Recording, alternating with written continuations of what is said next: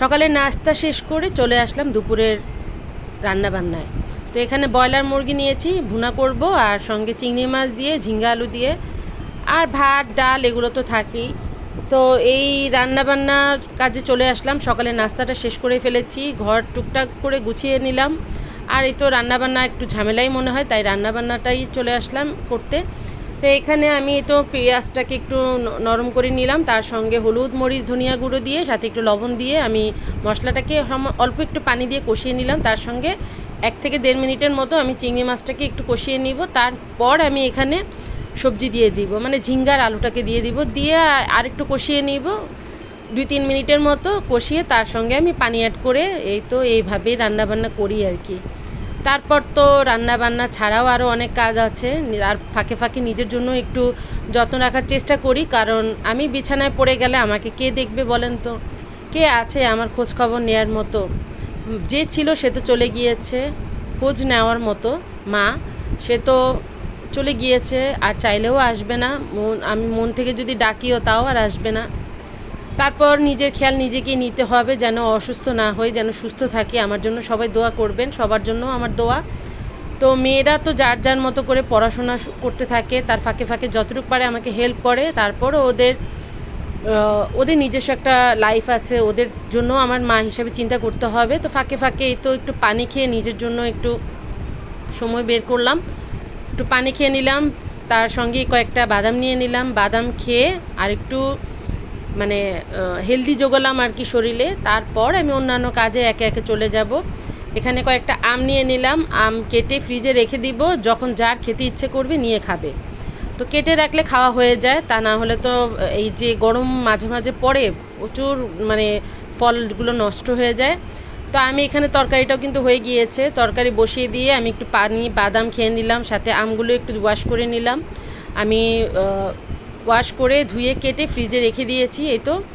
আর এখানে আমার ঝিঙ্গার যে তরকারি চিংড়ি মাছ দিয়ে সেটা হয়ে গিয়েছে। এখানে আমি ব্রয়লার মুরগিটাকে এখন বসিয়ে দিব, তার জন্য পেঁয়াজটাকে এই তো একটু কষিয়ে নিলাম, পেঁয়াজ আর গরম মশলাটা কষিয়ে এর মধ্যে এখন আমি এক এক করে সব মশলা দিয়ে দিব। হলুদ মরিচ ধনিয়া গুঁড়ো লবণ আদা রসুন বাটা গরম মশলা এগুলো দিয়ে সব একসঙ্গে করে ভালো করে কষিয়ে মুরগিটাকে একটু ভালো করে আর কি কষাতে হবে, তা না হলে একটা মশলার র ফ্লেভার থাকে। সবার হাতে সব কিছু রান্না একরকম না, এক একজনের এক এক রকম রান্না, কেউ হয়তো কম কষায়, আমি একটু ভালো করে কষিয়ে তারপর রান্না করি। আবার তাড়াহুড়ো থাকলেও আরেক হিসাব। যাই হোক, এখানে মুরগির পা খেতে কে কে পছন্দ করেন বলেন তো? আমার তো ব্রয়লার মুরগির পাটা অনেক ভালো লাগে, মানে একটু আস্তে আস্তে করে বসে বসে লাস্টে এই পা দুটো খেতে ভালোই লাগে। তো এরকমই করি, আমার বাসায় কেউ খায় না এগুলো, আমি খাই, আমার ভালো লাগে। তাই কাজ করতে করতে দেখা গেল দুপুরবেলা হয়ে গিয়েছে, গাছে পানি দেওয়ার কথা একদমই মনে ছিল না। প্রায় আমার এই কাজটা হয়ে থাকে, মানে ভুল হয়ে থাকে। তো দুপুরে যখনই মনে পড়ে সাথে সাথে এসে পানি দিয়ে দিই, একে একে সবগুলো গাছে পানি দিয়ে দিলাম। আর আমার বারান্দায় কিন্তু অনেকগুলো গাছ আছে আলহামদুলিল্লাহ, মোটামুটি এগুলোকে যত্ন নেওয়ার চেষ্টা করি, যতটুকু সম্ভব হয় এগুলোকে যত্ন করে ভালো রাখার চেষ্টা করি। কারণ দেখা যায় আমার বারান্দায় বেশিরভাগ গাছ বৃষ্টির কারণে নষ্ট হয়ে যায়। এত বেশি বৃষ্টির ঝাপটা যখন আসে তখন গাছগুলো ভালো ভালো গাছগুলো মরে যায়। তো এই তো এটা থাই পাতা ছিল, থাই পাতাটা অনেক বড় হয়ে গিয়েছিল, সেদিন লাস্ট থাই স্যুপ খেয়ে আমি একদম ছোট করে ফেলেছি।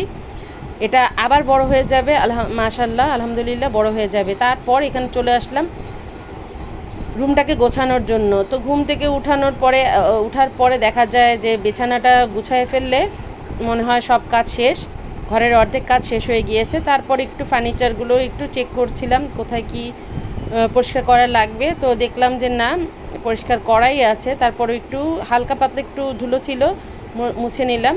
এই তো আমার ড্রেসিং টেবিলটাকে একটু গুছিয়ে নিলাম। এই তো মেয়েদের আর যা কাজ, কাপড় চোপড় নিজের হাতে টান টান করে একটু শুকিয়ে দিই আমি, মানে কুচকিয়ে থাকলে আমার ভালো লাগে না, আমি একটু টান টান করে কাপড়গুলো শুকিয়ে দিব। আর এই তো তারপর গোসল করে সব কাজ শেষ করে দুপুরে লাঞ্চে বসে পড়লাম, মা মেয়ে একসঙ্গে, আমার ছোটো মেয়ে আর আমি। আমার হাজব্যান্ড মাত্রই খেয়ে উঠেছে, তারপর মা মেয়ে দুজন একসঙ্গে বসলাম খেতে। তো এখানে ঝিঙ্গা দিয়ে আলু দিয়ে চিংড়ি মাছ রান্না করেছিলাম, সেটা দিয়ে একটু প্রথমে খেয়ে নিলাম। তারপর একটু ওই যে চিকেন রান্না করেছিলাম সেটা একটু নিয়েছি। এই তো দুপুর পর্যন্ত এই ছিল, তারপর খাওয়া দাওয়া করে রেস্ট নিব, রেস্ট নিয়ে তারপর সন্ধ্যায় আবার সন্ধ্যার কাজে যাব। এই হচ্ছে আমাদের লাইফ। তো লাইফের কিছুটা অংশ আপনাদের সঙ্গে আমি শেয়ার করলাম। ভালো থাকবেন সবাই, আমার জন্য দোয়া করবেন, সবার জন্য অবশ্যই আমার মন থেকে দোয়া রইল।